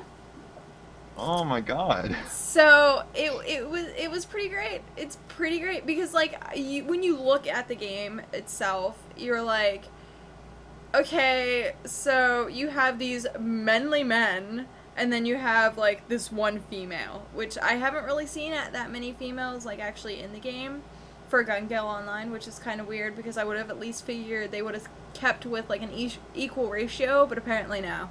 No, they're just like, there's one female in this entire game. But it was interesting because it really did show that like, look, we made this like a female character, and then someone was like, I want to buy your skin, I want to buy your avatar, I want to buy your skin. That sounds so creepy. Well, I mean, when you look at I know it, like, yeah, like your avatar skin, and then the guy who's like, oh, come on, I want to buy that for you, I want your account, just trade me your account. And then Kirito was like, I'm a guy. And he was like, oh my god, that skin's even more rare. And I'm like, what? Why? And it was like, they had some sort of name for it. And then the name changed because it was a male skin. I was like, why? Like, but it's, yep. Fucking random. And I saw, I was listening to the Best Friends cast, and they started talking about Sword Art Online. And Pat said that it was weirdly misogynistic. Now, normally they don't talk about that stuff, but, you know, some people were saying, what do you mean by that? You know, and he says, was he talking about Asuna's role in the second half, where she's not just a damsel in distress, but she's also a tentacle victim? And that how at one point she has more screen time when she's in the kitchen, you know, she's a cook instead of being a sword. And I think that, and he replied that, and I'm so glad he said this because it completely validated my beliefs on the series. Her part 2 role is atrocious. The setup with Silica was just as bad, and the Suguha storyline is just a goddamn war crime. And I'm thinking, that is my thoughts on the second season. I mean, not the second season, the second half of the first season, because it's just. And hearing that Asuna's not even in the second season yet, I'm like, what is becoming of this franchise? It's becoming What so are they unfocused and detourish. I don't care about Kirito, and I'm very close to not Care about caring about everybody Asuna, else. but just because she's not on camera. And I just saw on Anime News Network that there was a poll for the best couples in anime, and Asuna and Kirito got number 1. And I'm thinking, why? They're only together for in the first half, and then they just disappear for a while. Mhm. How can you possibly say that's just because they got all of their relationship lovey-dovey talk done in the first season? So they're like, oh, okay, we met the quota. We don't even need to have her in the second one. But yeah, no, the best part about this new season, though, weirdly enough, the best part, Kirito uses a energy sword. Oh, for fuck's sake. What? It makes the exact same sounds as a lightsaber. Exact same sounds. Like the Vroom, vroom. yeah, it makes the exact. And then when he like turns it off, I swear to God, Does, like does the retracting thing? yes. And I'm like, it's a lightsaber. It's 100% a lightsaber. And like that's the best part. Like that's it. Badass. Like he has a freaking lightsaber. That's it. And like okay, so there was like one cool moment in this season where it's like, okay, so there, you know, those arcade games that are like, oh, you have to shoot they're like Western themed and you have to shoot Yeah. the targets and stuff like that. Yeah. Okay, so they kind of modified that where there was this one robot-esque NPC and then you had to dodge all the attacks. So he would shoot, and then once you hit a certain mile marker and got closer to where he was, he would shoot more. And it was just like, okay, this is cool. So you get to see, like, characters, like, and their agility and, like, thinking of the game. And Kirito walks up, puts his hand on the thing, walks in, and then just blows it out of the water. And that was, like, one of the best things. And that was because of his Sword Art Online, like, background. Because they didn't have, like, the precision, they didn't have, like, the mechanical stuff that Gun Gale does. It shows you where your target is shooting. And Kirito never had that. He had to deal with, like, these sword fights. So I thought that was really cool, where it was just, like, blown out of the water. And then you really got to see. And then for the second episode of that, it was like, okay, we already saw this really cool reenactment of this once. Do you really have to show us again? Like, him dodging all this stuff? And, like, he barely made it, like, in the tournament. Or, well, he's going through the qualifiers right now, so, like, he has to go through all these different brackets. But, like, he barely made his first match. And I'm like, okay, so obviously we're seeing that he's, like, getting a little bit of a progression of character, like, arcing going on. I hope so. But it was still one of those things, like, you just showed us his ultimate move. Why are you then being like, dude, we're gonna, like, give him some humility. Like, we're just gonna peg him down a notch when he's playing against an actual PC. I'm like, what? Why? Like, this is stupid. But I don't like the fact that Sword Art Online is getting considerably worse as it goes on. Because that is bad. I think the first half of Sword Art Online was good.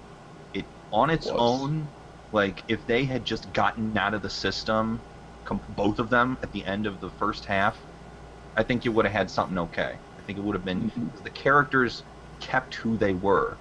But once you start introducing this second, love interest to him, and Asuna doesn't do anything except be fodder for the tentacle scene, it's just like, I felt completely disconnected with the second half. And I'm happy that other people share my views, like, why isn't Asuna here?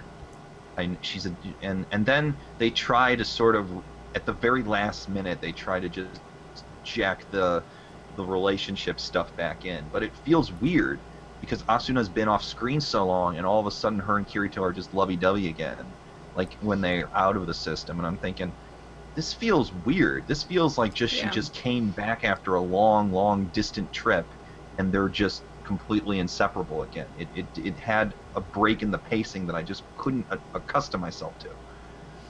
like, I would have really wished that this new girl that got introduced, the sniper, would have been Asuna. Like, that would have been amazing. That like, would have been great. If, that really would have been if great. it was a situation where Kirito walked in and was like, hey, look, like, there's this new player character. And then it's like, secretly, it was Asuna. And I was like, that would have been awesome. That would have been them getting to know each other again. That would have been awesome. However, there is now the new mysterious character, which is Death Gun or something like that. I mean, Death Gun. It really is. Like, I think that I actually think that's what his name is Death Gun. And it's like, ridiculous. There's this new thing where they're killing people through the game, and that's why Kirito's in Gun Gale now. Is like a terrorist. Yeah, I mean, essentially, he's like a video game terrorist, and he's killing people through the system. And I was like, okay, this is really interesting. This is okay. I will sit here and go with this. Now, this last episode And Death Gun looks at Kirito and goes, "Are you the real thing?" And it was like he was analyzing what was going on and was like, you have these sword skills. Like, are you the real thing? Like, are you actually Kirito? Which kind of solidified the fact that he was Death Gun was a character from Sword Art Online. Sword like, Art, yeah. yeah. Mhm. So it was like he was there. And so Mhm. I'm interested to see, because then this gave a little bit of a mystery to the series of Kirito going, okay, who is this person now? And you already saw like part of like their face, and they were like on the computer, Mm-hmm. and I'm like, that's really interesting. And I mean, I can't quite tell. I think it's a guy. Like, the way that they showed him in real life, I think, is a guy. But I'm like, Who could it be? right. Be anybody. What, I mean, Because- the only person I think who has that enough of a connection to Kirito would be what's the red-haired guy's name? Like Klein or something. But that's Yeah. not his Mhm. character. That he was always like, "Hey, what's up? How you doing, Kirito?" Yeah. So, I mean, it's something interesting, because I'm really interested to see whether it is a friendly character to Kirito, because really the only thing we have is them face to face right now, just asking him, "Are you the real thing?" And whereas if he would have known he's the real thing, is it going to turn into, "Hey, I'm your friend from the first half," or "I was your enemy"? And Kirito, you can see him going through the flashbacks of everyone from the original game, and was like, who could this be? Who is this? Yeah. And a lot of people that I suspected were people that he, like Kirito, personally had killed or got, like, seen killed.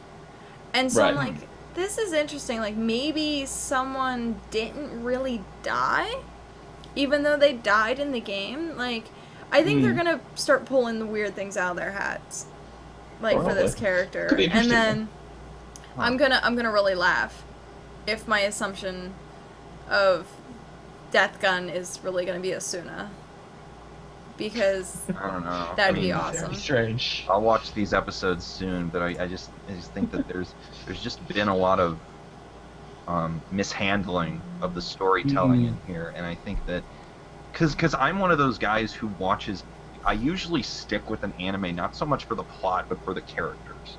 And I know that's kind of weird, because I think that you can take the most generic, boring, annoying plot ever, but if the people who are doing it are actually interesting, I'll stick around.